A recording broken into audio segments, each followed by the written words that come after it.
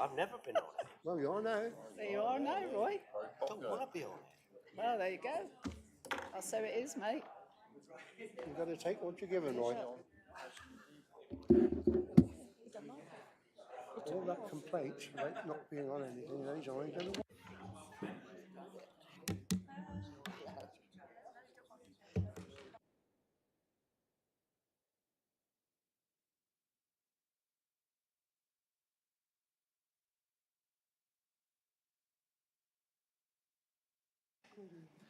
Good morning, everybody. A warm welcome.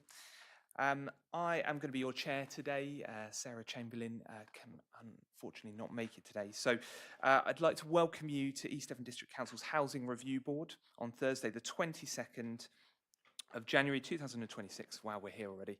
As I say, I'm your chair, Simon Smith, Councillor Simon Smith. The meeting is being recorded and is live on the Council's YouTube channel. Can I remind everybody present to please use their microphones and make sure they're in a good distance to your mouth. You will have a volume button on the side of your microphone if you feel like it's not loud enough, so you can use that, because your comments will need to be recorded. Just some housekeeping, some health and safety announcements. There is no fire alarm drill expected today. If the alarm sound does ring, please leave the building through the nearest fire exits and follow the green man. It says running, but I'm sure he's calmly walking. The running man signs above the doors. Please make your way to the rear of the car park and wait for the organisers of the meeting to tell you when it's safe to return. This is a smoke-free building. If you wish to smoke, there is a smoking shelter at the rear of the car park alongside the building. Finally, please make sure your phones are either muted or switched off. I'll give you a chance to all check your phones now to make sure that's the case. We're going to start with a roll call of committee members. So when called, please unmute your mics and when you hear your name, please confirm by saying present and any declarations of interest you may have. Please state your declaration, including any agenda item your declaration relates to. State what exactly your interest is and specific type of interest you are declaring. When you have confirmed you are present and declared any interest that you may have, please mute your microphone again. So handing over to you for a roll call. Okay, so I've got Councillor Chamberlain. She's making her apologies. Councillor Bearhop. Present, nothing to declare. Thank you. Councillor Roy Collins.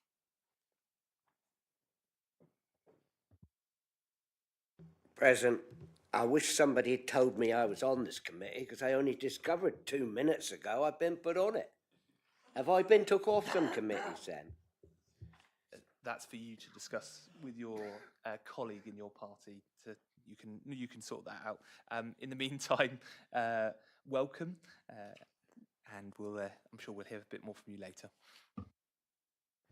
So Councillor Dumper.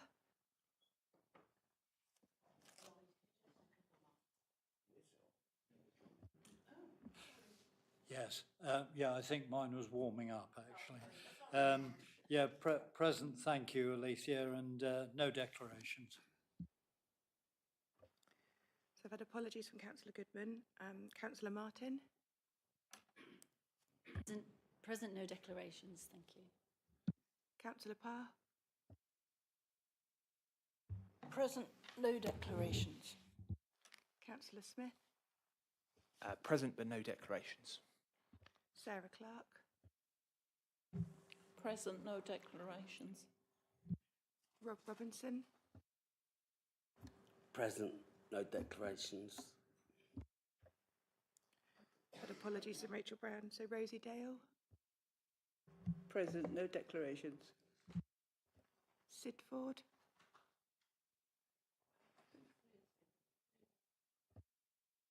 Richard Ford.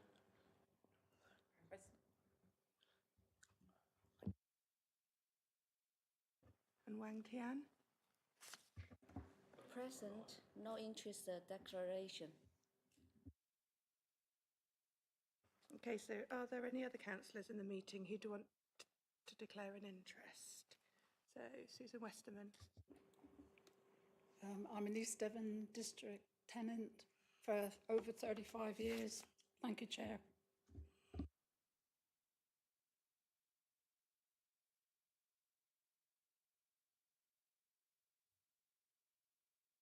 So Chair, we're correct. Fantastic. If you're sharing a mic, so Tim and Mel, you may want to move, when you want to speak, can you move that a bit closer, because I think on the roll call it's a bit quiet.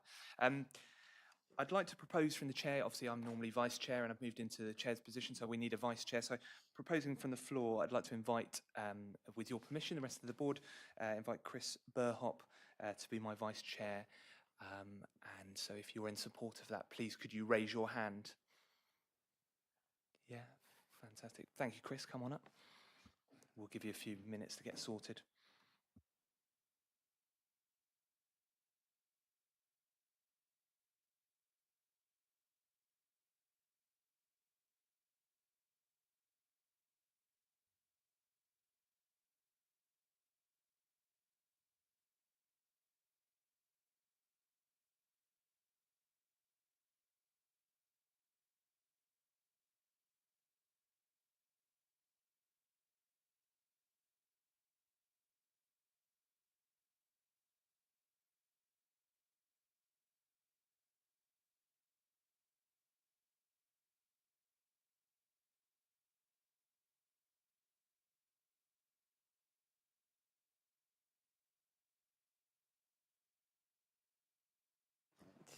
Brilliant. Okay, we're going to start with agenda item 1. Minutes of the previous meeting held on the 13th of November 2025. That's pages 3 to 7 on your agenda pack. Does anybody have any comments on the set of minutes from the 13th of November 2025? Yes. I Councillor just Dunbar. wanted to propose we accept them. Brilliant. Do we need a seconder, Giles, for that? Please. Yeah, can we have a seconder for that? Brilliant. Thank you, Councillor Martins. Super. Okay, we're going to now vote to approve those minutes. So all in favour of approving the minutes from the last meeting, can you raise your hand? Brilliant. Super. That's great. Thank you. That's unanimous. Perfect.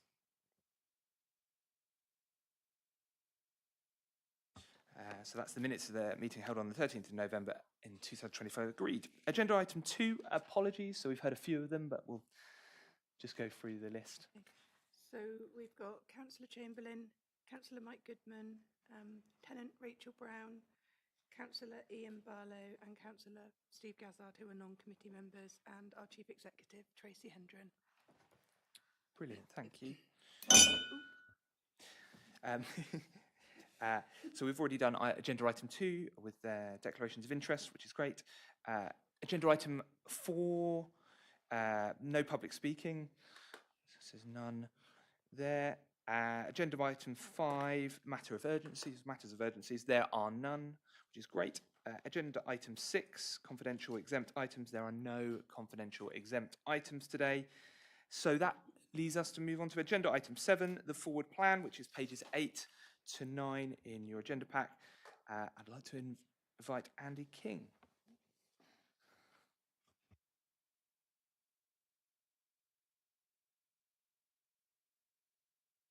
Be me. Might just have to be Catherine for a moment because my badge doesn't work. Yeah, in front of you today is the Housing Review Board forward plan. Following the last meeting, I have added on the meeting dates, so hopefully that helps. We're visually looking at it. But yeah, any questions on the forward plan, you are welcome to ask. Thank you. Great. We'll just get Andy signed in as well.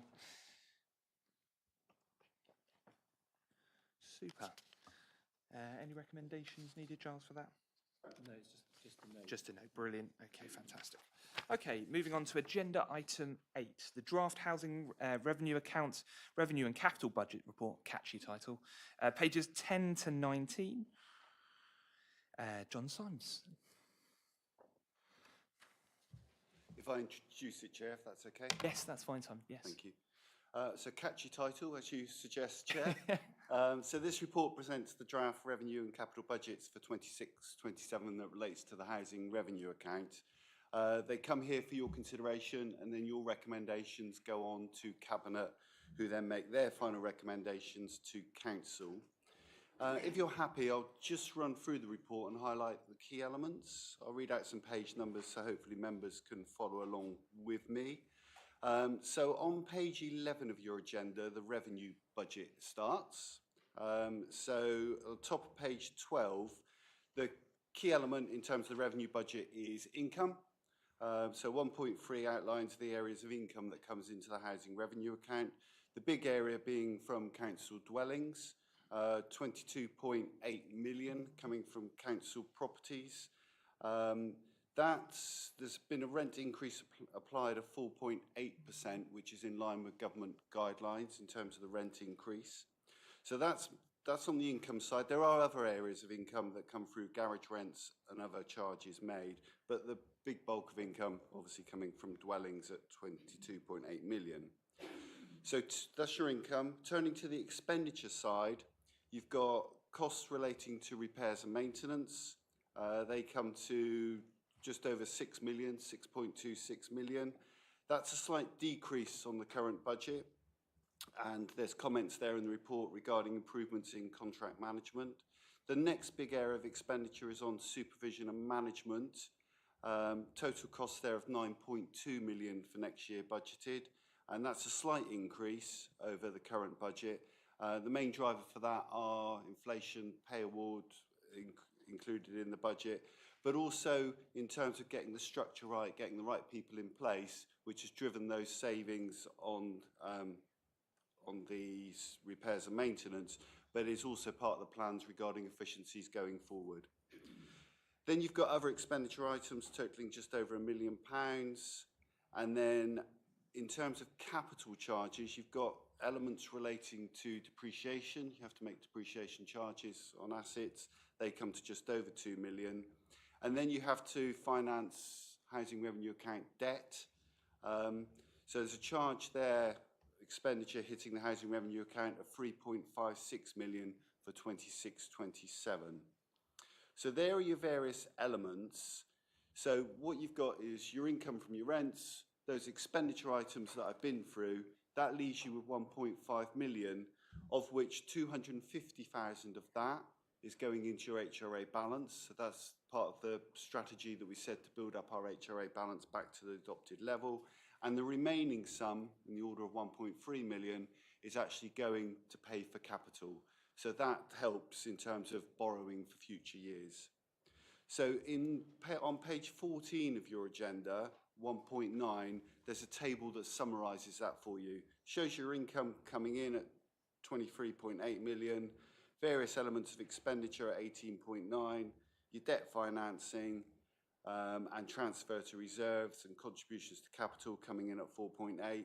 And what you're left with then is total income less your expenditure gives you a balanced budget. It's actually nil. So they equate to the same, if you like. So that's a really good picture.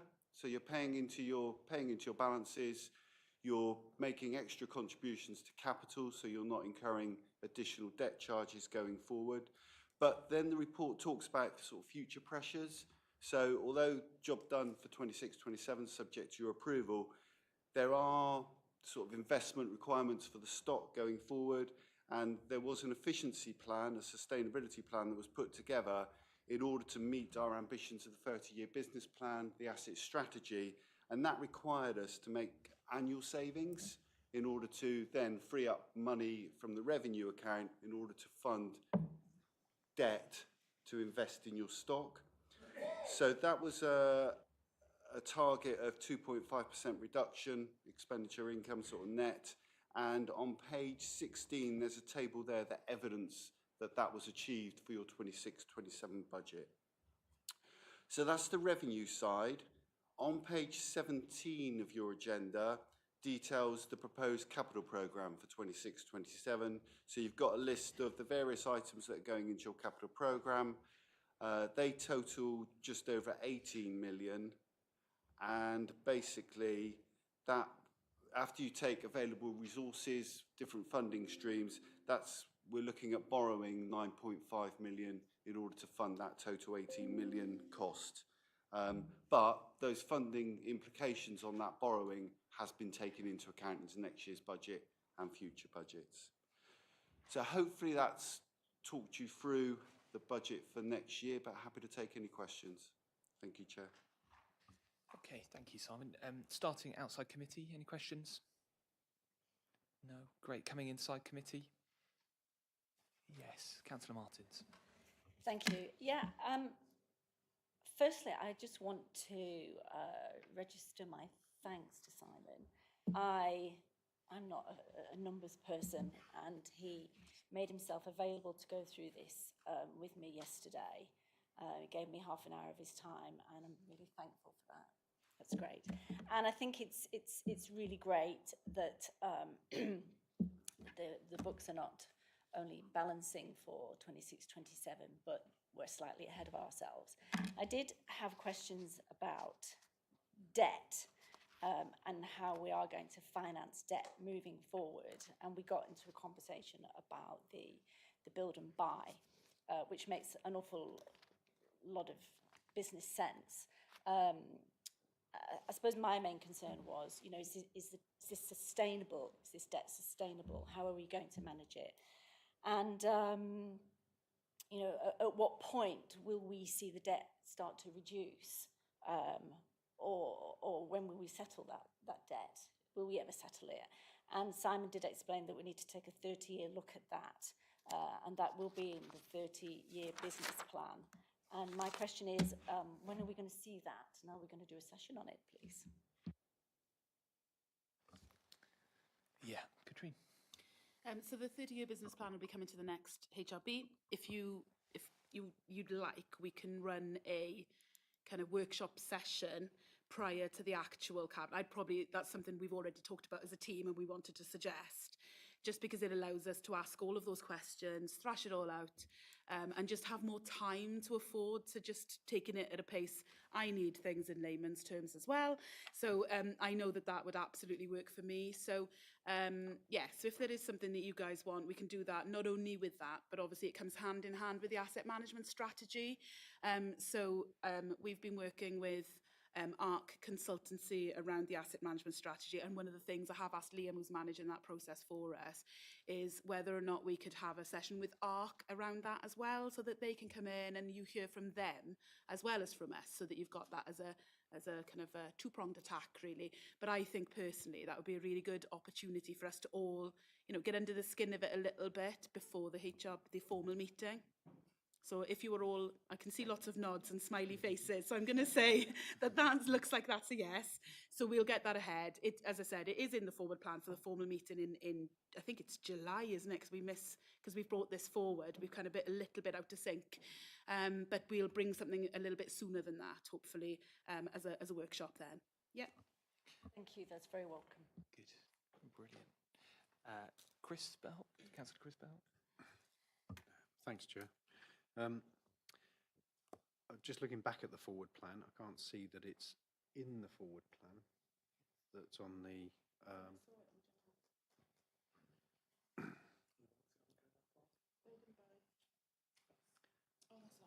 so perhaps we can add it onto the forward plan. That would be great. Yeah. Yeah. Okay. Remember me saying it wasn't very good figures. See in 25, 26, and 26. Yeah. Okay.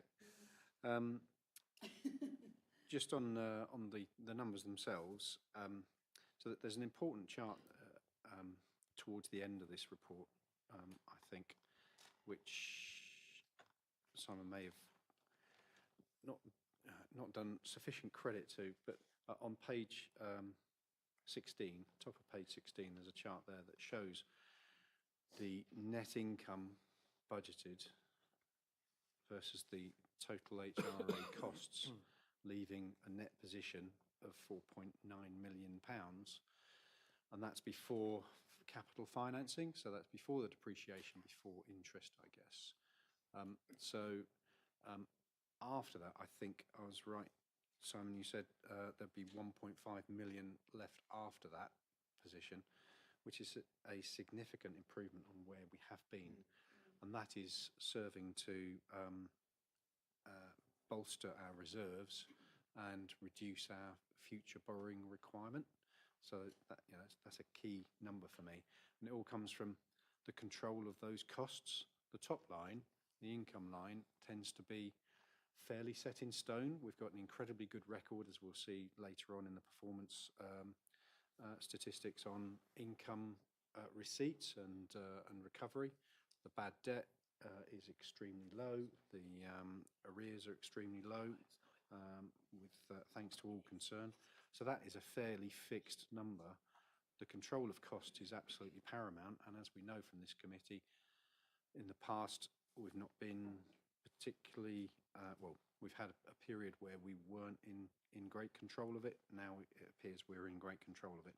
I'll caveat that with everything in this report is showing as a comparison to our 25-26 budget, not our actual position as is at the moment.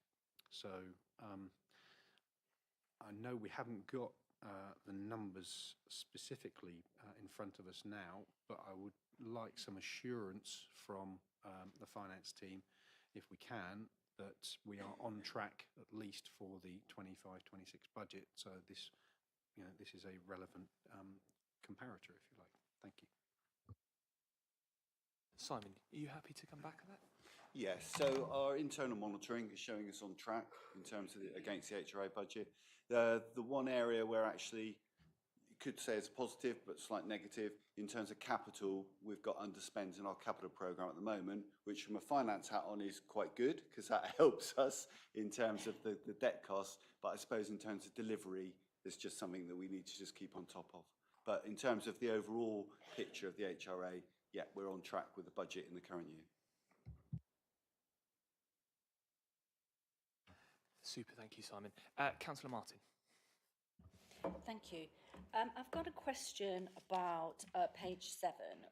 There's a point, total HR costs are budgeted to be below the business plan target. The majority of savings in the current year derive from a reduction in repairs expenditure from improved contract management. I'd just like somebody to explain that to me. Are we just talking about a better price on a contract, or do you envisage less repairs? Yeah, could somebody just explain that to me, please? I don't think you mean page 7, do you? You mean something else? Yeah, No, hang on.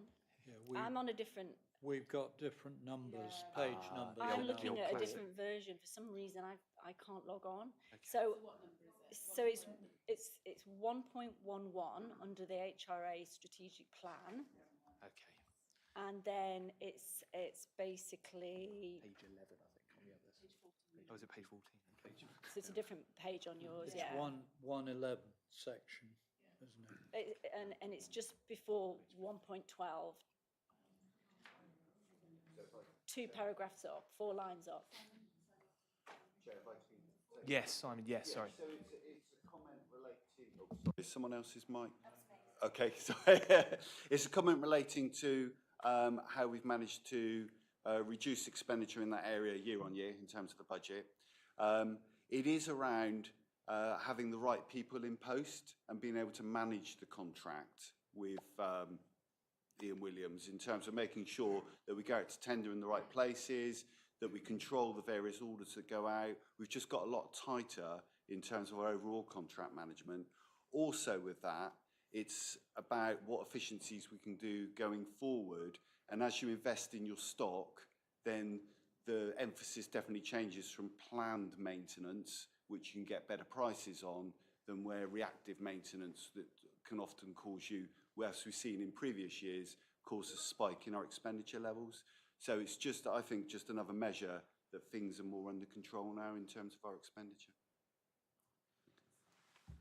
Thank you for that. So I was just worried that it might be like a repair's not going to happen, but it's nothing to do with that. Thank you. Did you manage to get the answer you needed from that? Was that okay? Was that good? Katrina? I was literally just going to add an additional comment. Absolutely, but behind everything that Simon's just said, but furthermore, there was a period of time where maybe works were being completed that were above and beyond what needed to be completed, if that makes sense. So there's been a tighter review on expectation management, really, on what the council's regulatory responsibilities are in terms of repairs and things, whereas before I think there was an awful lot of work being done in addition to, rather than just, you know, what should be done. So that's where it's been about revisiting those expectations with our customers, and delivering on that alone, rather than this wider metric, really. So just to add a further bit of context, operational context. Super. I'm going to come back to Chris. Thanks, Chair. Just on the CapEx side, so the proposed capital programme on 1.13, which is on page 17. Melanie, you may be on a completely different planet, but harsh. That's it. Yeah, thank you. Budget for 25-26, 19.1 million. Back in 1.8, we've said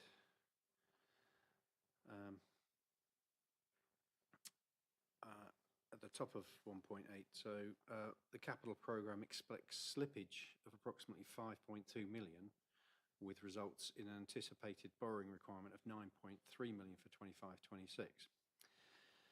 So just looking at the chart back at 1.13 then, that says to me 19.1 with slippage of 5, so we're spending 14 and we're borrowing 9 to do that, so we must be using 6 or 5 rather to 5 million of our own reserves to fund expenditure. So do we actually expect in 25-26 to spend 14 million pounds? Because 5 million slippage is huge. On a budget of 19, it's 25% nearly.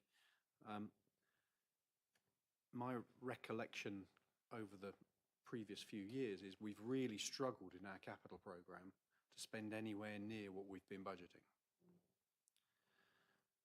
We're now budgeting for 18 million next year. What is the constraint? You know, do we actually have the project management capacity to spend this money, or is it kind of pie in the sky? Katrine. We were just arguing who was going to take it, and then you just made the decision for us, Simon. Thanks. Yeah, I know, but we were also bouncing it back and forth here. It's like a game of ping pong. Yes, so in the quick answer is yes, to be honest, because we've been waiting on the right complement of staff. I think we've been quite clear about the need to get the right people in the right roles, which has involved recruiting a new team of managers really to come into that kind of planned works piece of work. And it's about enabling the teams. Some of the things that around procurement delay things, as you know, procurement and kind of that whole process can take a little while to get the appropriate contractors in and starting. So those things can cause delays, but we've got the right team in place now to support the team that were already here trying to get the stuff done. And it means that hopefully now will mean us that we're much more able and agile to move forward with the Capital Works programme moving forward. And on the numbers themselves, is my maths correct? So we're going to spend 14 million in 25-26? That's our current prediction, and that's, as I say, when I said earlier, from a finance hat, it does help a bit because that we have reduced down our cumulative debt based on that revised assumption on capital spend. Yeah. Oh, yes, Sarah. Sorry, just clarification for me. So that 5 million slippage, is that work now included in the 26-27 budget? No. Oh, sorry. If you can turn your mic. Yeah, thank you. No, 26-7 budget sits by itself and the works required for 26-27. When we come to the end of 25-26, so when we come to the end of March, we'll look at the expenditure that we've actually made against the budget for 25-26 and determine what we need to carry forward in addition to the budget you've allowed for 26, 27. So if all those works were needed, we will carry forward those budgets into the new year. So the forecast rather than the budget then for 26, 27 will increase? Yeah, what you'll see through our various papers that go to various committees is what we call as our outturn position. So we bring the final position for 5-6, and with the capital programme, when we then restate the 6-7 budget with capital with those items included in there. Thank you, Simon, for that. We've had a good discussion about that. We've got some great answers. I need a proposer and a seconder to move this forward. Yeah, proposer, a seconder. Second. Yeah, happy to second. Brilliant. Thank you very much. And then we will need to vote on this as well. So all in favour of moving this forward. Just keep your hands up for a second while we do a count. Unanimous, Chair. Unanimous. Brilliant. Fantastic. Thank you. Excellent. Okay, so moving on to agenda item 9, which is how we manage pre-court action and eviction in rentals. Andy, I would like to welcome, and we've got a presentation, so we'll just give a few seconds for you to get sorted.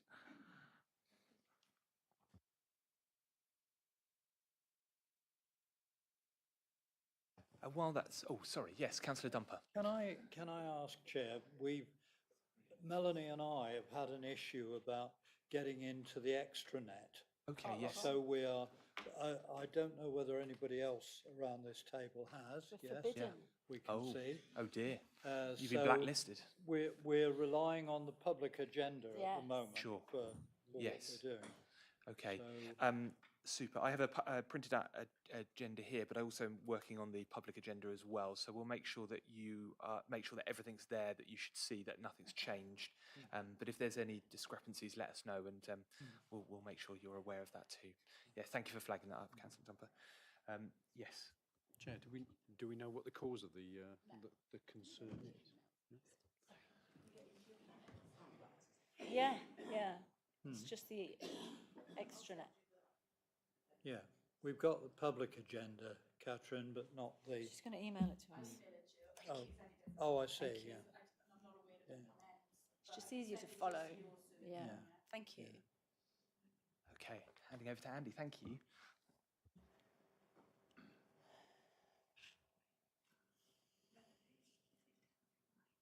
Sorry. Yeah, mine. Morning, everyone. My name's Andy Loosemore. I'm the rent manager here at East Devon. My name's Andy Loosemore. I'm the rent manager here at East Devon. I was asked to do just a very quick presentation on how we deal with debt and the eviction process. So our aim at East Devon is to have an effective rent management and collection so that we're maximising income for the housing revenue account, and we balance that kind of enforcement with empathy to ensure any customers who need support receive it, whilst we also protect the council's interest. When a new tenancy is established, the rental team provide advice to the new customer at the point of signing for the tenancy. We do this by telling them where, when, and the means by which the rent can be paid, the importance of paying the rent in advance, housing benefit advice and assistance in making a claim, or how and when to make an application for universal credit, or we can point them to the financial resilience support either through our internal team or through Homemaker, who we pay to provide a service for us. The chart that you can see up there, hopefully you'll be able to read some of it, is purely a guideline for the rent team to ensure all stages are taken in a uniform manner for every tenancy. So whilst the process outlined here follows a logical progression from the date the customer falls into arrears through to eviction, every case is reviewed and dealt with on its own individual circumstances. Hopefully you can see just about stage 2 mentions £150, which for some tenancies will be less than a week of rent debt, but for others with just service charges to pay could relate to over 3 months. At each of these stages, the officer will try various methods of communication to try to engage with the customer and find out the reasons behind the arrears. Support is also offered in many ways, from a simple repayment plan to full financial support from Homemaker. Our primary concern is to recover the debt rather than to regain possession, and eviction is only considered as a last resort if all other action has failed. You can see here that there are 9 stages before we get to the point of eviction, and many of these can go backwards and forwards numerous times before we get to the eviction stage.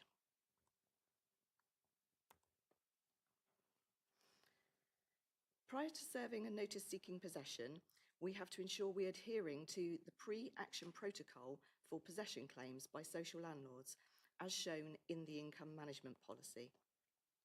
This is a civil procedure rule from the courts. When no repayment agreement is made or an agreement is broken and the arrears of rent exceed 4 weeks, we don't normally serve notice at 4 weeks, by the way, but it is just an example, the council can commence legal action through the service of a notice seeking possession. These come in various forms dependent upon what type of tenure the customer's tenancy has. A licence only requires 7 days notice, which relates to some of our garages and temporary housing. And if an arrangement is made and maintained, it will avoid the need to take further legal action. Further attempts are made to contact the customer, and the housing options team are also notified of the notice being served to allow them to attempt contact and to give advice. If we are unable to make contact through any team, or if any repayment arrangements fail and 28 days have passed since the notice was served, the next step is court action. We send a notice expiry letter to give the customer a further opportunity to contact us and make an arrangement, or to ask for help, and to advise of the pending court application. A pre-court warning letter is then also sent to the customer, which gives a further 2 weeks for the customer to contact us and notify us in writing of any personal circumstances or other matters they wish to have taken into account. Before making an application to the court, officers will talk to the tenant and take into account the level of debt and payment history. Adding court costs to the rent arrears is increasing the debt, and officers need to be sure the correct decision is made. If there is any doubt, a further period of time is given before making the court application. We let housing options team know of any that we are taking an application to court for, and we also apply for something called APA, which is through the DWP and a universal credit payment, and make sure a direct payment can be made to us from the customer's universal credit payment. All cases are reviewed by myself before a court application is made. Court documentation will be completed online and electronically delivered to the court for the issue of the summons and listing for hearing. When we receive notification of the hearing date from the court, the rental officer will attempt to contact and interview the customer to ensure they fully appreciate the seriousness of the situation and provide advice about the implication of the court hearing. Housing options are also notified of the court hearing date to give a further opportunity to try and engage with the customer. At the hearing, it's the judge's decision as to what outcome is made, although we can ask for outright possession, which we do in certain circumstances, to enable us to get an empty property back, for example. And the court outcomes which could be given are a suspended possession order, adjournment on terms, outright possession order, and possession forthwith in 7, 14, 28 days. If not enough evidence or the judge doesn't agree with anything we've put before them, they can also throw our case out. Immediately after the court hearing, the customer will be sent a standard letter by the court giving the terms of the possession order, and the rental officer will notify the options team of the court outcome. The customer's account will be closely monitored to see if the terms of the court order are adhered to. If the terms of the order are breached, the customer will be advised of this by rental sending a letter, giving them 14 days notice of our intention to apply for a possession warrant. This gives the customer time to contact us and get the court order back up to date. Housing options team is also notified so that they can become involved with homelessness prevention. In the event of payments being missed consecutively, we consider eviction proceedings, and a further home visit is attempted to ensure that the customer is aware of the possibility of the pending eviction. We have to reapply to the court for a possession warrant where a suspended order is granted, or an entire new hearing where an adjournment on terms is granted. And the court will only issue an eviction warrant where a suspended order has been breached and the appropriate time span has elapsed. The rent officer attempts to make contact with the customer again to see if the eviction can possibly be avoided, and that the customer understands the implication of the action and the housing options team informed of the warrant application being made. The court bailiff will set a time and date for the eviction to take place, and the court notifies the customer, but rental also send a notification to the customer to ensure they are aware. The customer has a right to apply to the court for a stay of the warrant, and the district judge will advise of another hearing date where the case is put forward by both customer and the council, and he makes a decision on whether the warrant is suspended on further conditions or the warrant can remain and be enforced. If the judge decides that the warrant can be enforced, the bailiff will enter the property and return the premises back to EDDC on the confirmed date of eviction. The locks are changed to secure the property, and if personal possessions are left inside, the council is responsible for the safe storage of these items for 28 days, by which time the customer has to remove them or they are disposed of under the voids process.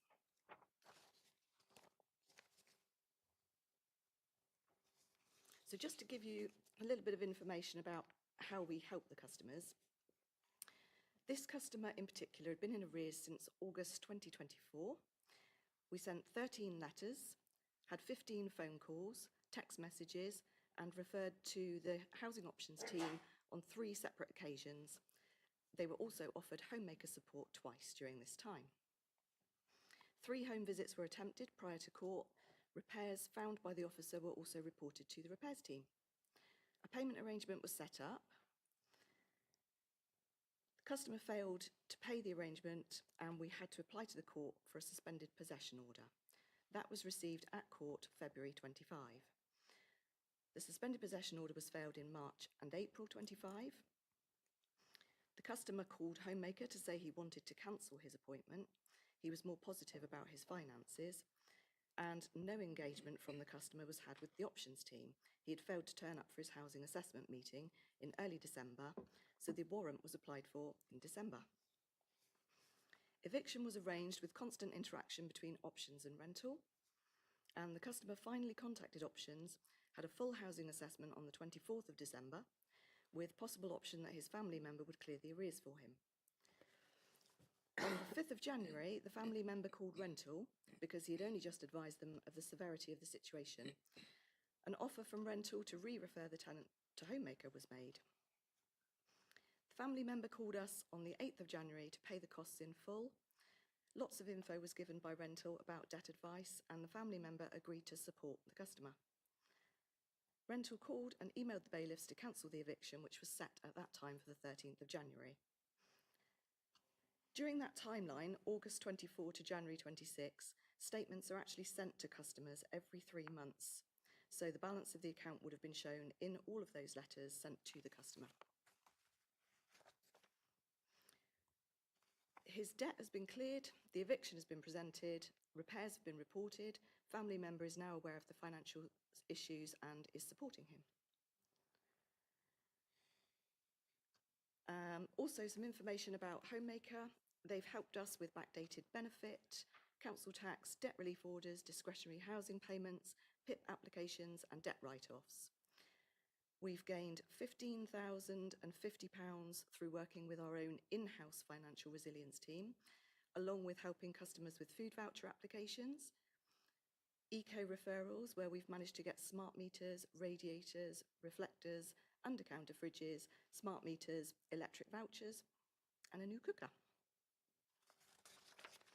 So, as per the summary, early intervention is used to try and sustain tenancies at every case and avoid legal action. We have a well-defined recovery process which helps maintain fairness and consistency. We balance compliance with compassion to support the customer. We only use eviction after persistent non-payment and after multiple interventions to try and resolve arrears. And every customer and their circumstances financially is treated individually at every case. So I don't know if you've got any questions on that. Thank you, Andy. That's a useful insight. And when you said eco, do you mean extra community energy? Is that when you were referencing eco? Yeah. Yeah. Okay. Fantastic. Starting outside committee first. Any questions from outside committee? No. Okay. Coming inside committee. Yes. Councillor Tim Dumper, and then coming to you, Yeah, Rosie. thank you very much for that interesting report, setting out how caring the council's processes are. I just wondered how much issue you had with tenants, customers who disappear, if you like, they're transient, they come and go and that kind of thing, because it seems to me that there could be quite an issue about that in modern society. We do get quite a few. If they fall into arrears with us in particular, we do follow that journey through. And you'll see in one of the other reports, the income management, that we will follow it through with debt collection agencies and try and follow that customer to wherever they've gone to try and retrieve the money. But also they are helped then to come back into our services if they should need to. I mean, it was more that latter action which I was concerned about. I mean, obviously the money can be followed, but you know, the person may be in trouble.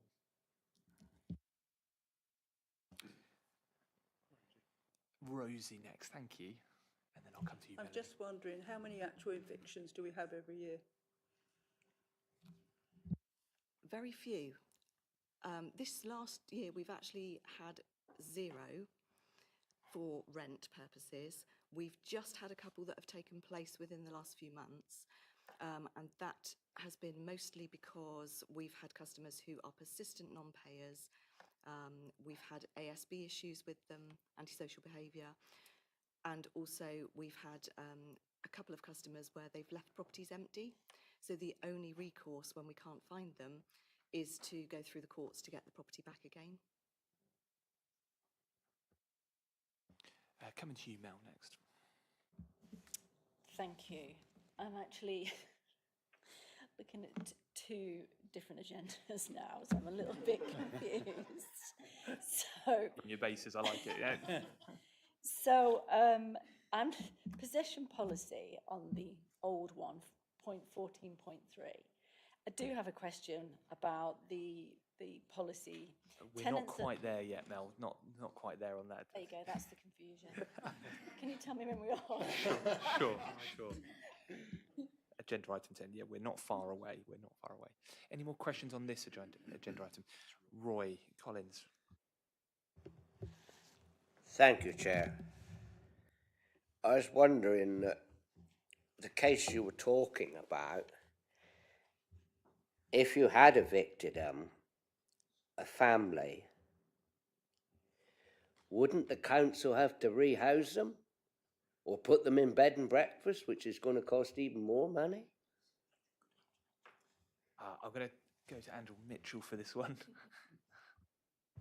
Thank you, Chair. So, yeah, if they made another presentation, so when they're evicted, if they do present back to us, then we would investigate their circumstances, and we would probably, if it's a family and they met the criteria for priority need, if it's a single person, we would put them up whilst we're making those inquiries.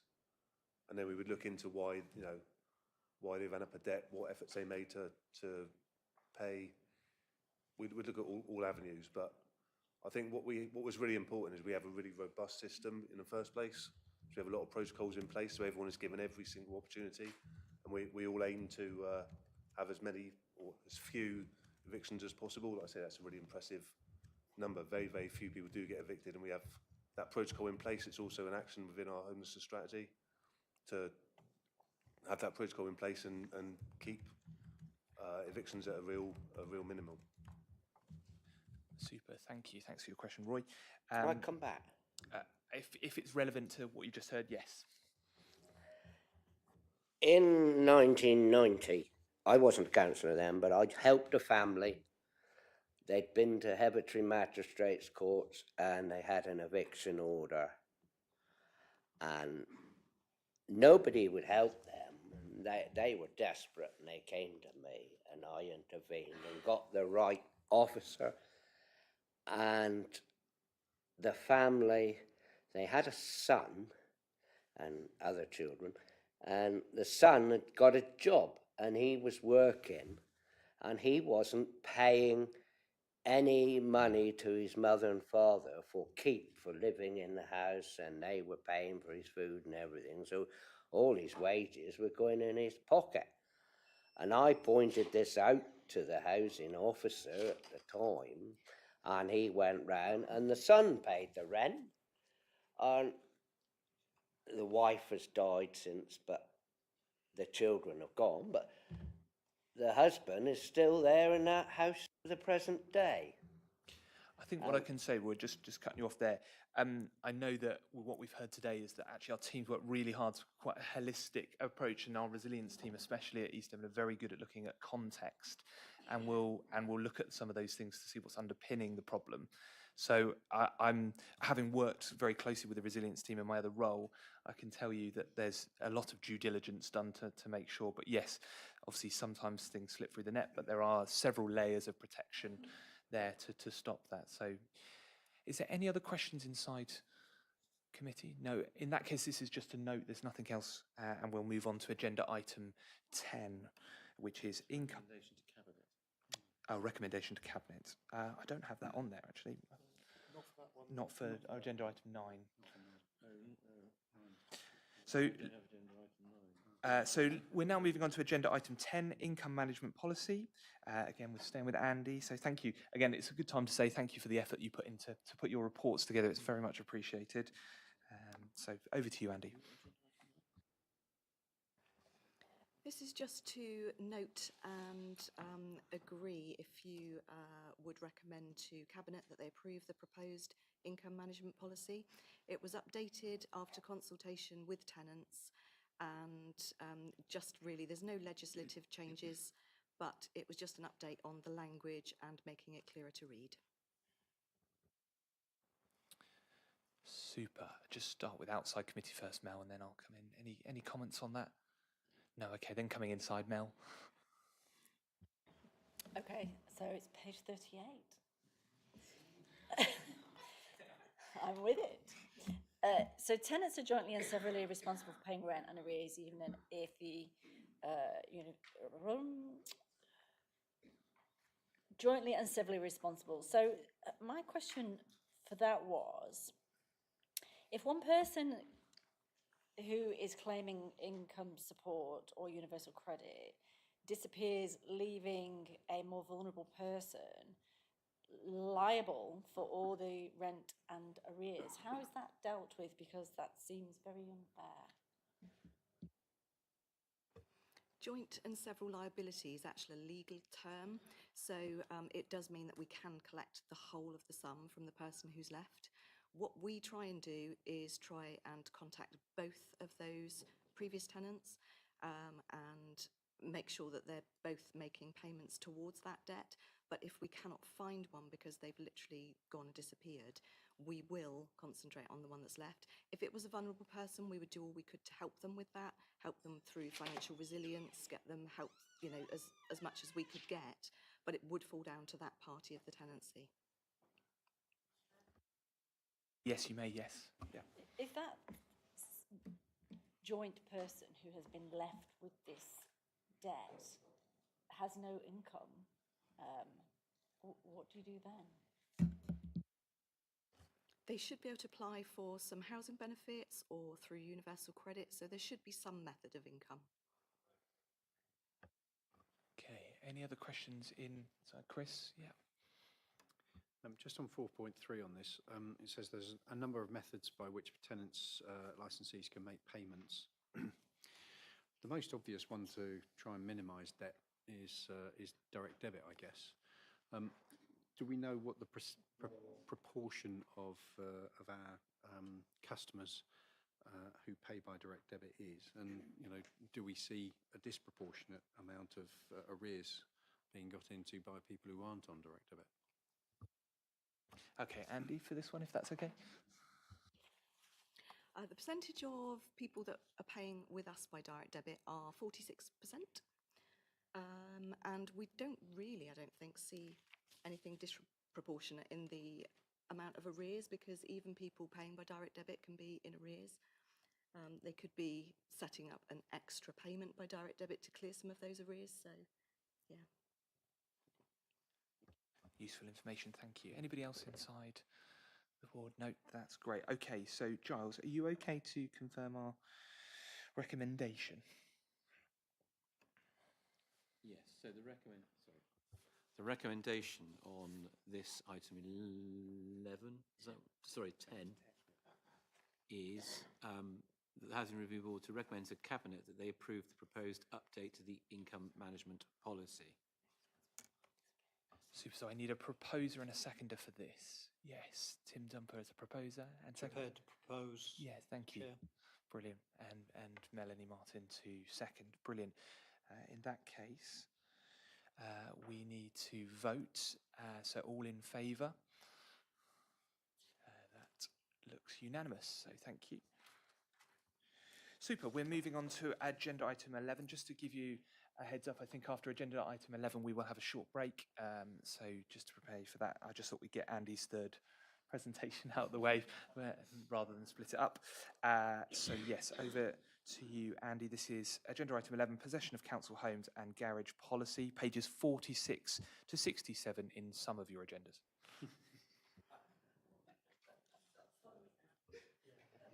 And this again was an update on an old policy, went through consultation with tenants, and is just to recommend to Cabinet that they approve the proposed updated policy.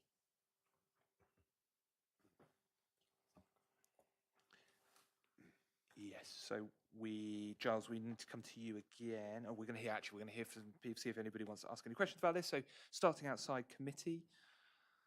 Anybody? No. Inside committee? Yes, Wang. On the page 64, appendix 1, the garage license allowed 7 days notice to quit for any arrears. Is this policy population, especially for tenants using garage as a mobility aid or essential storage? Andy? Our garages are not supposed to be used for storage of anything but a vehicle, so that's all that should be in them.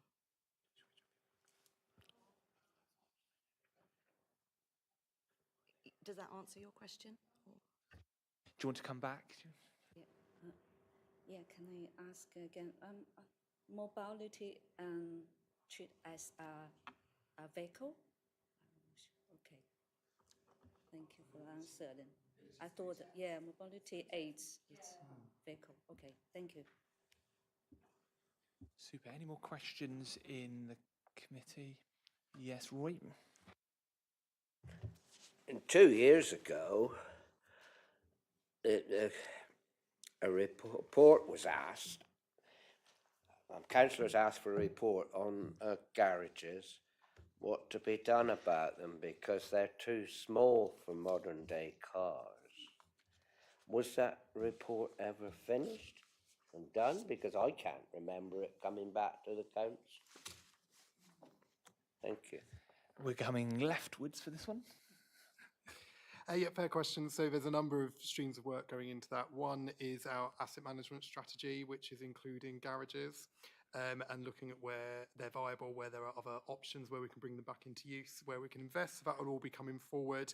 The other part of that is the build and buy plan that was approved, which also identified some of those garage sites that had that review and been earmarked for potential other options.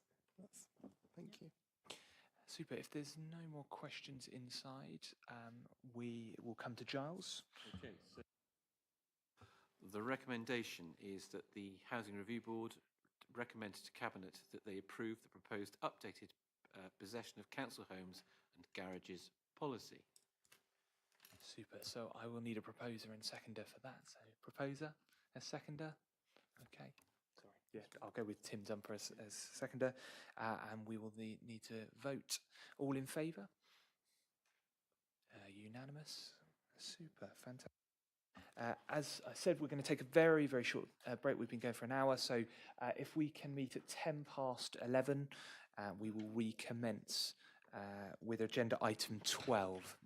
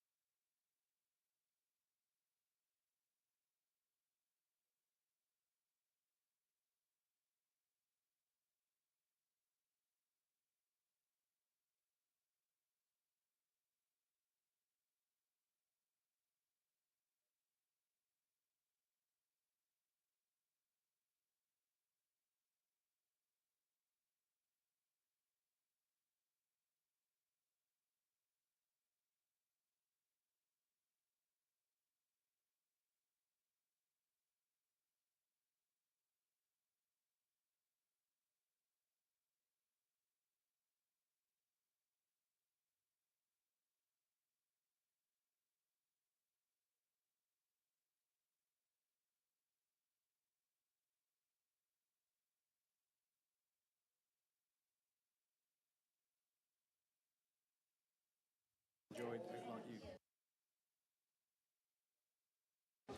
Okay, can I call you back in? We'll commence in 30 seconds, so if I can ask you to take your seats, we will be taking off shortly.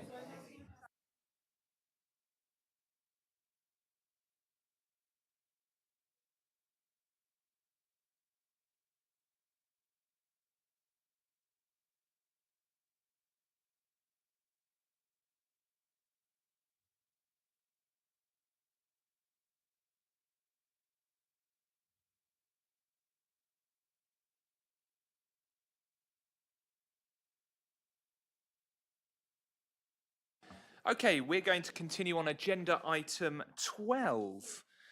In an attempt to try and smooth out our numbering system, we're going to try and refer to paragraph numbers, and then it shouldn't matter if the page numbers are off. We'll try and go with paragraph numbers.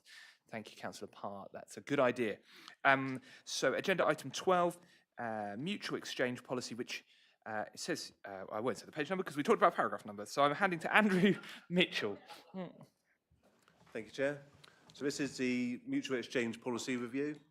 The policy outlines our approach to dealing with mutual exchanges, which are a means of assisting tenants to move to alternative properties when their needs have changed. For example, an overcrowded family can exchange with a tenant who wishes to downsize, or it could be factors such as location or affordability issues.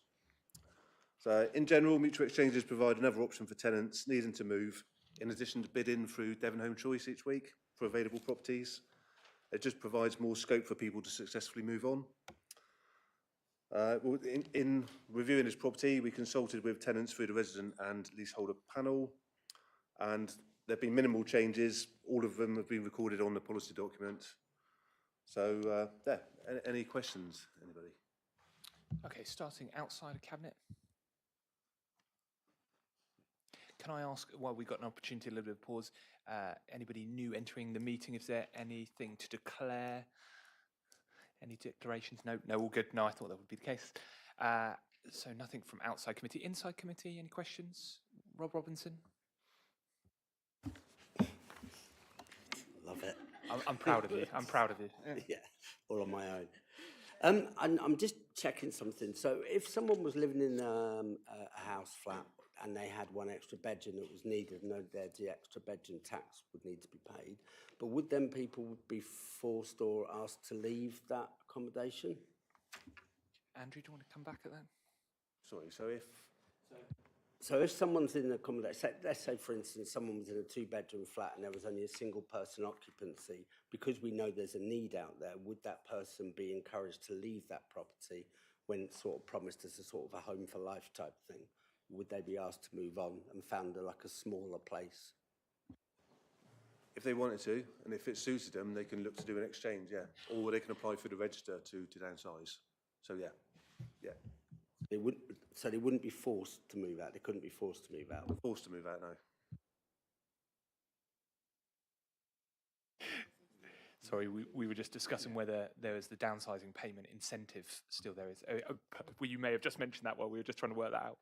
There are still incentives, financial incentives for downsizing, yes. They were agreed at the board last year, year before. Brilliant, thank you. Super. Anybody else inside committee? Nope. Okay. Just one, if I may. Yes, of course. Yeah.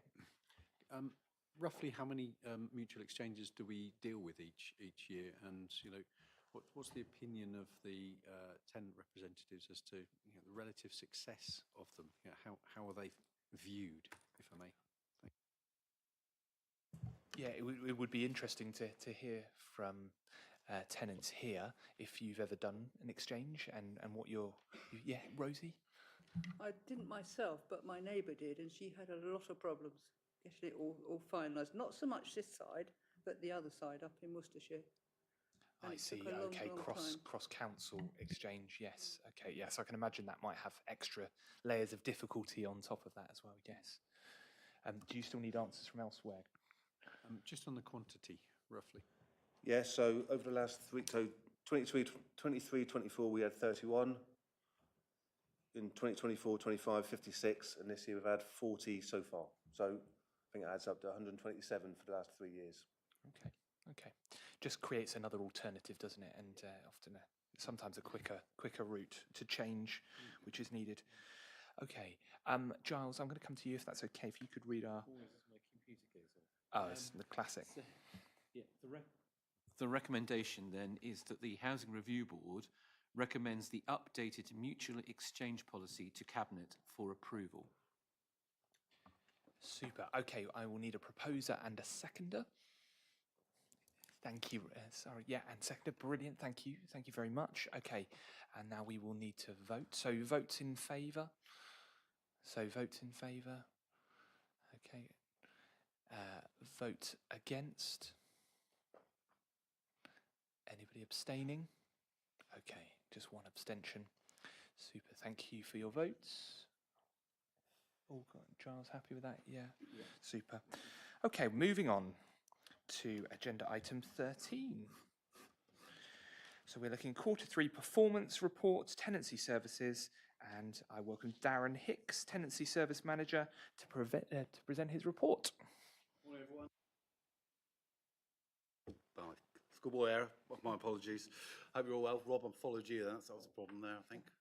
I hope you're well. As you've, in your agenda pack, obviously, you've had the tenancy services performance report for the last quarter. I'll just to give a brief overview. As Councillor Burhop mentioned earlier on, housing rental, really pleased that Andy's here today. Our rental income collection is really high, and our percentage of annual debt for current tenant is really low, which is great. So, Andy, congratulations to you and the team. So please pass on regards, or my regards, certainly. Estate management, a bit of a mixed bag. As you can see, ASB cases reported have gone down over the last quarter quite significantly. We normally do about 27, 28 quarters, gone down to 4. ASB cases normally around the 41 mark. Decants, as you can see, we've got 12, as Andy mentioned earlier on, and thankfully we've no evictions. That's likely to change, as I've put in the report, over the coming couple of months, sadly, I'm afraid. State inspections, roughly on target for the first half of the 6-month cycle, around about 42% with those. It's not such a great picture with regards new tenant visits. New tenant visits for both teams have slipped over the last quarter, which I've mentioned in the report and put some proposals how we're going to deal with that going forward. Tenancy visits, the estates team are on target. They've done nearly 80% of their target for the year. Our target is to do a third of general purpose tenants over the course of a financial year. As I mentioned earlier on, tenancy visits for the shelter team, there's some work to be done. I've put some narrative in the report that I anticipate performance improvement, certainly for the estates team. There's a little bit of context to that. We haven't had an estates manager for a roughly 6-month period. I've been sitting in on that, so you can draw your own conclusions with regards to performance with regards to estates team. We've also got a housing officer recently recruited, and we've got pending recruitment of another housing officer. So when they're fully staffed, I anticipate over this next quarter there'll be improvements going forward. Crucially, our new estates manager's got extensive ASB experience, so I'm anticipating that our ASB cases will be dealt with more promptly and more efficiently. Having said that, it's not all negative news. The estates team, estate inspections, as I said, around about 50%, and the tenancy visits are where we want them to be, which is great. Sheltered housing team managers have been put on alert to actively monitor our tenancy visits and ensure that these are recorded in our systems. Early analyses are that the tenancy visits were being done, but the MSOs weren't recording them on our systems, so that's a bit of training, a bit of awareness for those guys who need to ensure they're doing that. Work across both teams for the new tenant visits. For those that aren't aware, we undertake to visit all our new tenants within 10 weeks. This is to ensure that we are making sure that people have moved in and they're happy they moved in, and pick up any tenancy issues early on with the individuals. And it also links to our homelessness strategy, as Andrew mentioned and Andy mentioned earlier on. On a brighter note, certainly with regards over the Christmas period, our communities team are out and about, obviously with the festive hubs. As you can see there were 7 hubs over that period. 210 hot meals were provided to tenants, some of which may not have had a Christmas dinner, which I think is something to be celebrated. There was obviously activities over in the festive hubs. We also took advantage of Devon community together, coming along to those hubs to give advice about. Obviously, we're at a time of certainly over the last sort of few weeks of extreme cold weather, how people can stay warm, and guidance on things like that, who they can be referred to. And just now, just a few pictures with regards to hubs. You can see there people enjoying themselves throughout the district. And finally, there is our mobile sport officers also arranged a carol service, which there was participants from a local school that came along, gave a number of carols, and there was a lunch and a festive quiz for 30 residents in Exmouth. That's my performance report. Any questions? Please fire away. Thanks, Darren. I guess yes, I'll come to you shortly. I guess when you're putting this together, I imagine your computer screen is looking similar to that, because obviously we've had a problem with the greens, so the contrast is off on the TV screens. I don't know what to do about that, but just you know, it's quite hard to read those ones there. That's cool. Okay, outside committee, come to Dan. Thanks very much, Chair. Darren, sorry, I should have picked this up in the briefing. Under 7.1, the targets under tenancy visits completed and within target, both of those should be 100%, shouldn't they? I think they just need to be added into the system. Sorry. Great, noted. Anything else outside committee? No, good. Okay, coming inside. Any questions? No. Oh, Mel. Yes, fantastic. Snap one in there. It's just a quick one, and I haven't put I'm not sure what number it is. There's a reference to tenant scrutiny groups. So my question is, who sits on those? Are they minuted? And the information that comes out of those groups, do they get fed into the data in this performance report, or could it be fed back to us just to give us a bigger picture? Thank you. Yeah, come to Andy then. Very good question. Some of what they do is looking at operational stuff. So they're supporting the teams, looking at operational performance figures and gaining an understanding of how things work and giving their thoughts and feedback on that. A lot of the policies and strategies that we bring to HRB, you'll see that there's usually is a tenant consultation section in the report that details about the feedback that tenants have given us. And that's usually through the scrutiny groups, but also through wider consultation, sort of more openly and publicly with our tenants. But yes, so it's all feeding into a lot of the work that comes to you guys has gone through those processes previously. Do you want to come back? May I just ask as well, is it officers and tenants on that group? Perfect. If there's no more questions inside, I will go to Giles. Just for noting. Fantastic. Excellent. So we've done that. Brilliant. Fantastic. Moving on to agenda item 14, which is Q3 housing complaints, performance report. And I'm going to hand over to Tanya. Thank you, Tanya. I trust everybody's had the opportunity to read the report. Thank you. Just a couple of brief updates from me. You'll see in section 1 of the report that at the end of Q3 there were 29 complaints outside of time target, with the majority of these relating to our responsive repairs department. After a significant focus over the last few weeks, these have significantly reduced. Again, I want to reiterate that due to the system recording and the out of target complaints during Q3, this will present as an increase in complaints in Q4. However, I will prepare a report and a breakdown on these for the Q4 HRB. And in section 4 of the report, I reference the commitments made following a staff away day activity.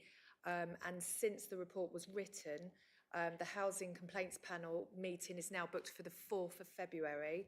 And I look forward to sharing the feedback from the panel with you at next HRB. Thank you, Tanya. Excellent. Yes, of course. Yes, do come in.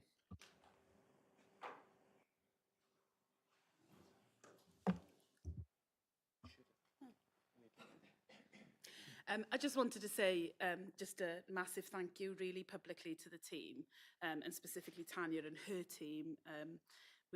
Michelle and with Deb, who have worked incredibly hard, and Sarah. You know, they work brilliantly with all of our different colleagues across housing. And some of these cases have been particularly challenging, you know, and some issues outstanding for a number of months that actually kind of happened way before Tanya even began working here. So I just want to say a public thank you to the whole of the housing team for the work that they've done, because these figures are very different to the figures that we were looking at previously. We are seeing a reduction in the number of complaints coming through, which means that we're solving issues and problems before they manifest to become a complaint.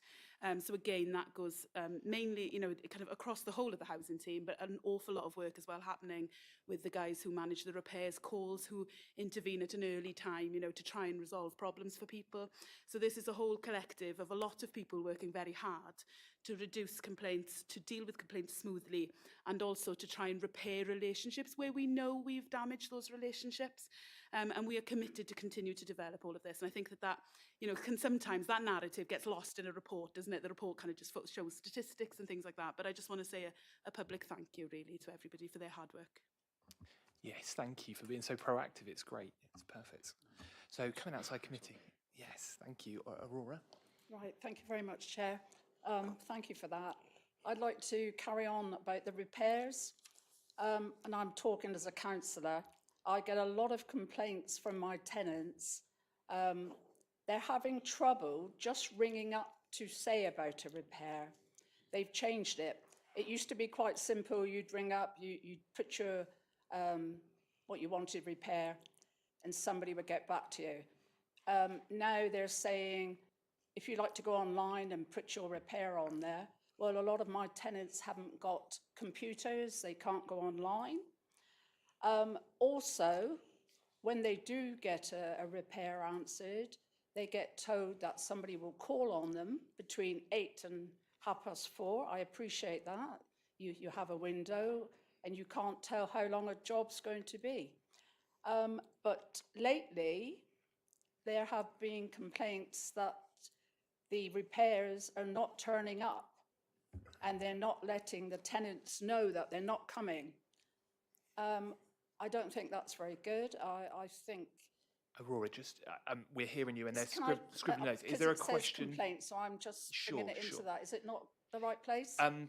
If you can construct this into how it might be wider relevant to this agenda point, that would be good. I'll let you speak for a little bit longer if you think you can come to something that would widely help us Yeah. as a board. Well, what I'm saying, the question is why are they not letting the tenants know that they're not turning up? I mean, you know, if somebody's been up since 8 o'clock waiting for somebody to come all day and they don't come, it's not good, is it? And I do agree. Yes, communication is key. I'm having a lot of complaints at the moment. Yes. Okay. I'm going to All come right. across to try and Thank you. answer some of these things. Katrine. Yeah, thank you. So there's a number of things there. I think the first one is when tenants call in, they might get an automated message while they're waiting, letting them know that they can report repairs online, but they're not hung up on and told you can't phone. You need to go report online. That's not a line that we take, and you'll see in the upcoming property and asset report that our number of missed calls is nearly at 0. And call waiting times are the lowest they've been in a long time. So actually the call centre, a repairs call centre is doing really well in dealing with the calls coming through. You're quite right. If we're not going to, or if one of our contractors isn't going to make an appointment, they absolutely should let our tenants know. I'm not naive enough to say that never happens, because of course it does. And I see the complaints that come through where that is an element of a complaint.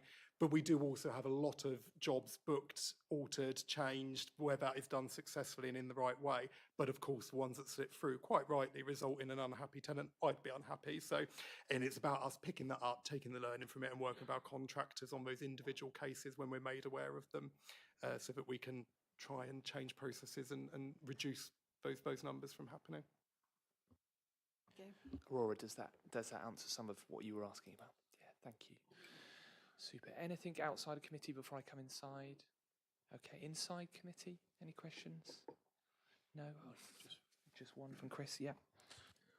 So I'd also like to echo Catherine's point and congratulate the team on this graph going in a successful direction. I'm just looking at the graph in point 1, and it does manifest itself in across multiple areas of improvement. So deal with the repairs and manage the contractors, and the complaints will go down.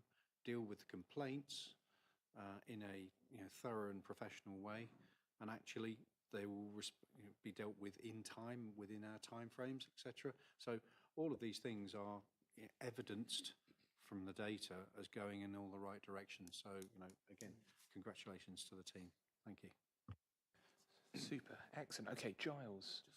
Just for noting, brilliant, fantastic. Okay, wonderful. Okay, moving on to our last agenda item.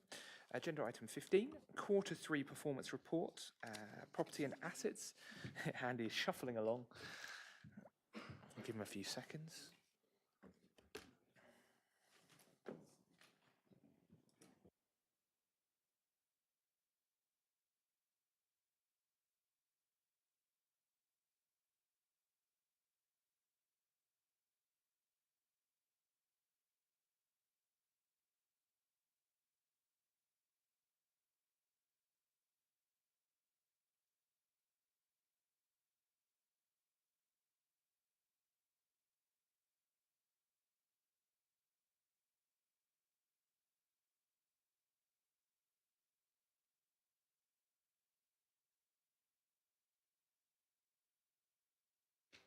Hello. Firstly, my sincere apologies in advance. So Nathan is unfortunately unwell, which means you've got me with little time to prepare. So I'm going to do a kind of highlight of the performance report. Hopefully you've all had an opportunity to read through the detail, and then we can answer questions. So I thought I would start by, if it works, there we go.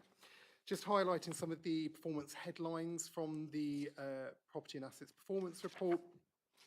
So you'll see in the report that there's continuous improvement in tenant satisfaction measures with time taken to complete repairs, which is good. It's currently sitting at 68% in the Q3 TSM figures that we're receiving. You'll also see in the report that there's been increase in the number of tenants who feel that their home is well maintained. Again, in the Q3 TSM figures, that's currently sitting at 61%, up from 55% in the same period last year. And kind of, I suppose, in line with the narrative that has been fluid throughout the performance in P&A, is it where we want it to be? No, we are aiming higher. We're far more aspirational than that. Is it going in the right direction, taking the right steps? Yes, and we're seeing the evidence of that across the course of the year. You'll also see, as I just mentioned actually, that the figures for the repairs call centre are showing some really positive trends as well. So the number of repairs calls received by the team is continuing on a downward trend. We're not seeing a particular downward, or certainly not a correlating trend in the number of repairs we're doing. So what that's indicating to me that there is more and more uptake in digital reporting of repairs. And you'll see that the number of missed calls are almost at zero as well. I think Nathan's also mentioned in the report there might have been a slight increase in the time taken to answer calls, and that's due to some additional messaging that we've put on as a result of the changes from AWAB's law. So that's just meant that the introduction message is slightly longer when tenants call through to that line. There's also some data on our voids performance. At the end of Q2, we're at a really pleasing 58 days to relet our properties. That looks like it's done a really horrendous jump at the end of Q3 to 141 days. But that's actually because of, I think it was 3 long-term voids that got let. So obviously their void time gets then introduced into the figures for that quarter. Nathan put in the report a calculation. If you remove those, I believe we go down to around about 70 days, which is within target. So it's been skewed by those 3 long-term voids. You will also see in the report that compliance performance is in a strong position. There's been a delay with one asbestos management survey, which is bringing that figure down by a small point percentage. And the outstanding electrical safety checks are all due to no access. It's not because we've missed them or forgot about them. It's because we've had issues accessing those properties, and we'll be going through our no access procedures to gain entry into those properties to carry out the checks and any remedial works. So they're the headlines from the report. What I have also managed to pull together for you is some pictures, actually, of some of the incredible planned and major works that have been going on across the last quarter. So fair warning, the next slide, the first photos you'll see are of a fire damaged property, and I know that might be upsetting for some people, but this is an example of a property in Limpstone where there had unfortunately been a fire. The tenant, I should say, was absolutely fine, physically anyway, and we managed to rehouse them. But this has been a major work project. The entire property was smoke and fire damaged. To bring this back into use, working with our insurers and going out to tender to get a contract to take on those works for us. And you'll see how bright and light that property is now looking following the interventions from the team. And there were just some more examples of what they'd done on the next slide. So we installed a new wet room. This is a sheltered housing property, I believe, as well. So it's got a level access wet room, and that will now be able to be relet to a new tenant in new condition. The team have also been working on a major adaptation project. So we had a property, again in Exmouth, that had been earmarked a number of years ago, and it's a project I picked up on probably about 18 months ago, as something that was kind of had been held and discussions going on about what we should do. It was decided the right thing to do was to push forward with the project. The family have a young child with complex mobility needs. So the plan was put forward to take the property, which had a large side garden, and add on to it a ground floor bedroom extension with a wet room and hoist system. And those works are now complete, and the family have moved in. So this is what that property now looks like, with its level access ramp out the front and the ground floor bedroom built to the side. And inside, you will see that's the bedroom with the hoist system that's been installed to help the family with their young child, as well as a wet room on the ground floor. And we've open planned the living space in the property and created wider access through into the kitchen to ensure that their daughter has access to the whole ground floor of the property and isn't at any point cut off from the rest of the family. We've also started major refurbishment works on Trump's Court, one of our sheltered housing schemes. Progress is ongoing there. You'll see the scaffolding up in that photo. The other photo is slightly bright photo of the new kitchen that's going into the community centre, which is being captured as part of those works. These photos show the new mobility scooter store that we've built outside the scheme as well. There is an inside photo of the electrical points that have been installed, but I didn't put it up because it's filled with the builder's materials at the moment. But when that's finished, that will be available for tenants. And the other photo on the right there is showing the community centre again and the access hatch through to the kitchen there. Also, as part of those works, there's been some major roof works and railing replacements. And you can see that in progress there as well. So that is the update on what property and assets have been up to for the last quarter. And any questions? Thanks, Andy. Thanks for putting that together in such short notice. Yes, Councillor Heath, I'll come to you in a second. Having just gone through a process of investigating what that looks like if you're a resident in Devon.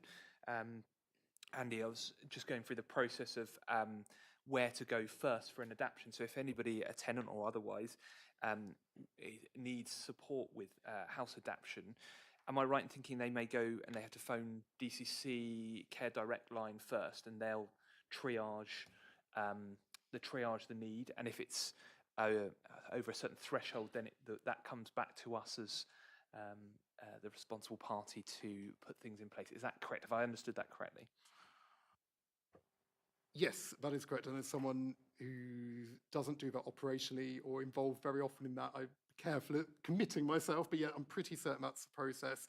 And as part of that, we will then review the referral, which will usually have an occupational health assessment attached to it for anything that's cast as a kind of major adaptation. Councillor Heath. Thank you, Chair. I think it's positive that the voids have been reduced at 58 days, and I thank Andy for the presentation. However, there are some anomalies, and I don't know whether this applies to areas outside of Beer and Branscombe, but for instance, there's one property that's been empty for 8 years, one that's been empty for a year, and one for 9 months, which Andy's aware about. We've had that discussion about one in Branscombe. All I want to say is I think it's important for district councillors to be kept updated as to plans as to what to do with those properties, whether to dispose of them or to renovate and repair them.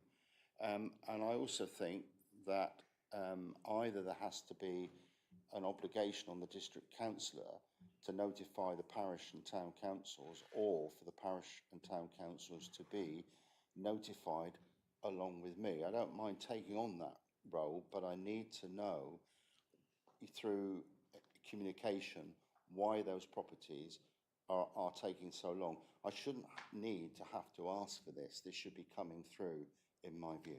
Thanks. Katrine. Councillor Heath, as has been explained on a number of occasions, if we were to do that, the undertaking of contacting every councillor around every void, around every turnover, is just an administrative burden that actually we can't really keep up with. Furthermore, there will be sensitive information around what the council is doing with those properties that we can't afford to be going out into the public domain necessarily until decisions are made. So you can understand our hesitation. Every void that we potentially are either exploring for major works, as I've explained previously, and or, on the rare occasion, disposal, needs Secretary of State approval before we proceed. We cannot afford for that level of sensitive information to be outside of our working structure, and therefore that is why we are not providing that level of information to every councillor for every single void, for every single repair that needs to be done on those properties, to either work towards bringing back into circulation or to be putting forward for disposal. If you can be brief with that, Councillor Heath. I will keep it brief. I don't think that's acceptable to me, because if I'm asked to keep something confidential, then I will keep it confidential. When I get inquiries from ward members, from residents, then, you know, it's important that I have sufficient knowledge to be able to respond to them in a diplomatic way. And if there is issues about voids, then I need to be able to say that that is being considered and dealt with by the council. Otherwise, I am not able to make a positive response. Thanks. I'm going to hand over to my Vice Chair. Thanks. John, I've actually had a similar experience with inquiries from within my ward on void properties, and I've just used the councillor inquiry form, and I've actually had a very quick and prompt feedback on using that form, which I think we've all been told is the appropriate method of communication. So it's for us, I think, to make the inquiry, and I've never had an issue with the response that's been received. So I don't know if Catherine wants to add to that. Yep, just to add, I mean, that is the process that just last week, I think, I told Councillor Heath to follow. Councillor Heath followed that, didn't you, John? And got a prompt response within a matter of days around this particular incident. Yeah, so that process is absolutely right, as you say, Chris. It is in chain and actually is working really well.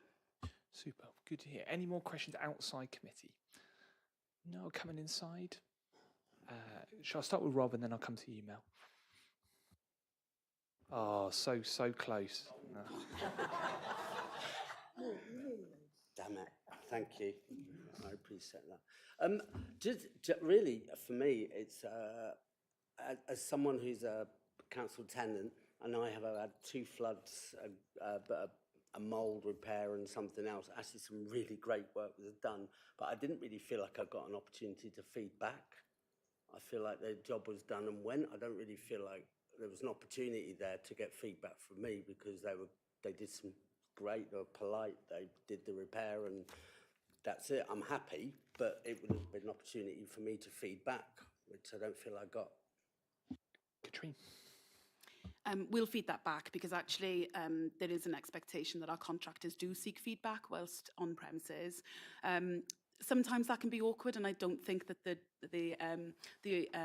skilled operatives and the contractors feel comfortable necessarily going, please can you rate me, you know, because it's a bit of an awkward situation, isn't it? So whilst I understand that, we do need to have that avenue. You're absolutely right, Rob. And we have also got a system where our team do phone up after repairs, so I will kind of have a little look to find out why that maybe didn't go ahead. But I think it's only a certain percentage of jobs that they obviously phone up to receive feedback for. But definitely, and I think Tanya mentioned this in our last report, we're not necessarily very forthcoming in sharing our compliments that we receive. We more focus on the negatives, you know, to kind of give that information. But that is something that we want to get better at, is sharing the compliments that we get. Because believe it or not, you know, we only talk about, if you think about the number of complaints with 4,500 residents, actually, you know, 30 complaints or whatever comes in is actually, you know, when you think about percentage-wise, and you think about the volume of jobs that get done, actually the teams are doing a great job, you know, but we only seem to focus on the negatives really, which is a shame. But it is something that we definitely want to get better at. So that's great. Thanks, Rob. We'll feed that back. Great. We're just battling our British nature to struggle with compliments, aren't we? Mel. Thank you. I've got a couple of things I just want to bring up, but first of all, well, one of them is I just want to say I'm really pleased that you showed us about that adaptation, that adaption. It's quite heartwarming to see that, you know, we can respond to people with great needs, special needs in our community. So it's good that we're doing that. And a little quick question on that one is, you know, how many have we done of those over the last sort of like 3 years? But yeah, well done. I think that's fantastic. The other thing I wanted to bring up was item 14, number 14, about the emergency repairs performance has significantly decreased due to the performance of Ian Williams. I wondered if you could speak to me and explain that. Thank you. Who is taking this one? Andy? Katrine? Andy, you have been selected. Come on down. Right, I have to write it down because otherwise I'll forget what you said, Melanie, by the time I've started speaking. So in terms of the big adaptations like that, I couldn't give you the exact figure. It would be a few rather than dozens, if that makes sense, of that nature. And it is something we're reviewing, because a lot of these are some historic cases that we committed to, but what we're having to look at, you know, in the interest of transparency, is actually the cost of some of those. And I appreciate, as I say, but that makes it sound quite callous, because it's not just about cost, but it's looking at actually how can we work with social care and look at other streams of revenue perhaps to fund some of those works, where it's not necessarily coming out of the HRA, but looking at other pots of funding so that we can continue to support families, and considering those needs as well when we're looking at purchasing new properties and their home for life status, etc., etc. So lots going into that. Yes, the reduction in emergency repairs, I don't have the answer for you. I'm happy to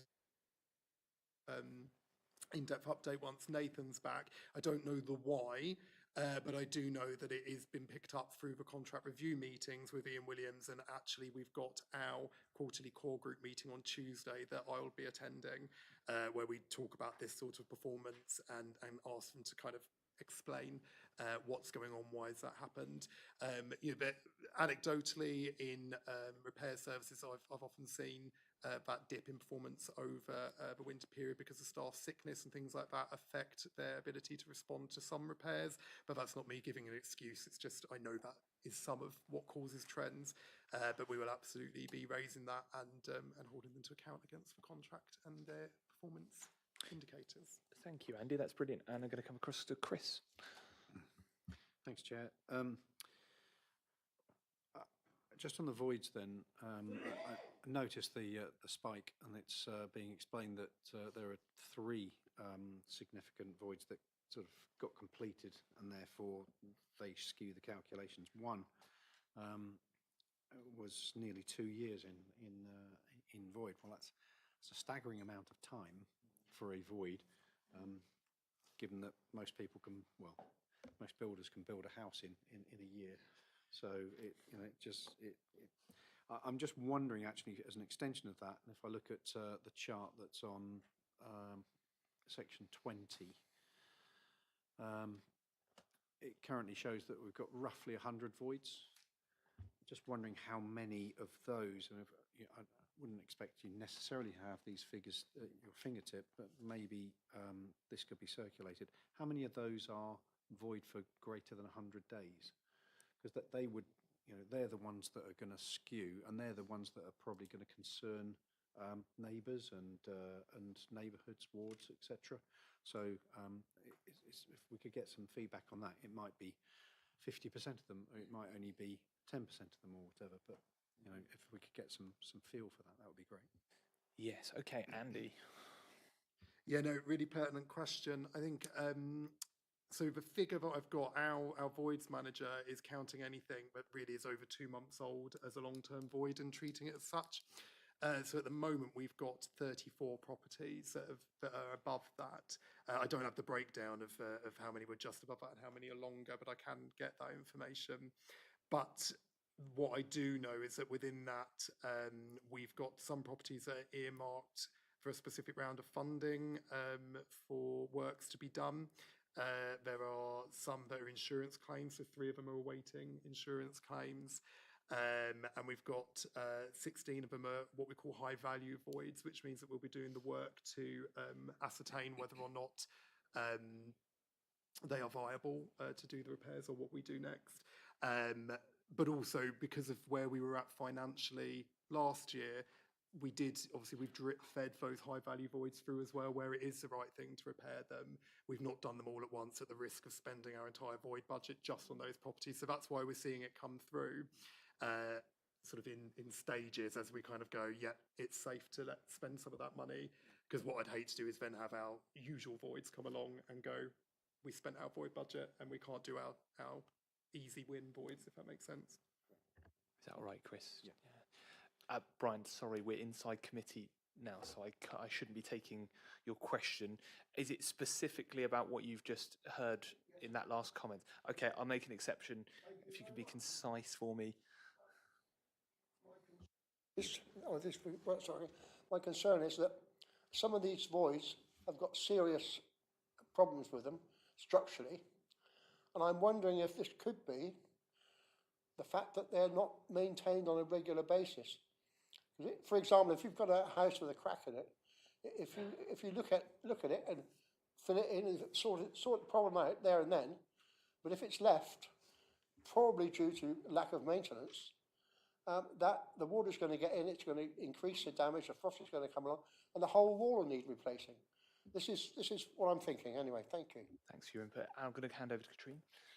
Yeah, you're absolutely right, Brian. And as Andy just said, what we're seeing is that we're trying to bring back into circulation properties that were neglected for however long prior to, obviously, this kind of, I guess, new approach and this new tranche of management, I suppose.